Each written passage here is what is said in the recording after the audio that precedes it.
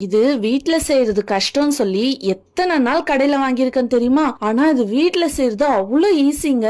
எப்படி செய்யறதுன்னு பாக்கலாமா? அதுக்கு நான் 1 லிட்டர் பாலை நல்லா காய்ச்சி அதுல ஒரு லெமனை பிழிஞ்சி ஊத்தி அது நல்லா திரிஞ்சு வந்ததுக்கு அப்புறம் அது நல்லா வடிகட்டி 2-3 தண்ணியில நல்லா கழுவி எடுத்துக்கிறேன். அப்பதான் புளிப்பு இருக்காது. இப்ப இது நல்லா ஒரு 5-10 நிமிஷம் நல்லா பிசையணும். அப்பதான் இந்த மாதிரி ஒட்டி வரும், இல்லைன்னா உடஞ்சு போயிடும். இப்ப உருண்டை பிடிச்சதை இந்த மாதிரி பிளாட் பண்ணிட்டு 1 கப்பு சர்க்கரை தண்ணி போட்டு அதுல நல்லா வேக விட்டுணும். வேக விட்டதை தனியா எடுத்து வச்சுட்டு ஒரு மிக்சில முந்திரி, பாதாம், பிஸ்தா இதெல்லாம் போட்டு நல்லா அரைச்சிட்டு பால் மறுபடியும் 1/2 லிட்டர் பால் நல்லா கொதிக்க வச்சு அதுல சர்க்கரை, ஏலக்காய் தூள், அதுக்கப்புறம் நான் மஞ்சள் ஆட் பண்ணிருக்கேன். உங்ககிட்ட குங்குமப்பூ இருந்தா அதை ஆட் பண்ணிக்கலாம். அதுக்கப்புறம் அரைச்சு வச்ச நட்ஸ் எல்லாம் போட்டு நல்லா கொதிக்க விட்டு நம்ம செய்து வச்சிருக்கிற ரசமலாயில போட்டுட்டோன்னா அவ்வளோ சூப்பரா இருக்கும். ஊர்னதுக்கு அப்புறம் சாப்பிட்டு பாருங்க, அவ்வளோ அல்டிமேட்டா இருக்கும். எனக்கு ரொம்ப பிடிச்சது. இந்த மாதிரி videos Krishika subscribe and follow பண்ணிடுங்க.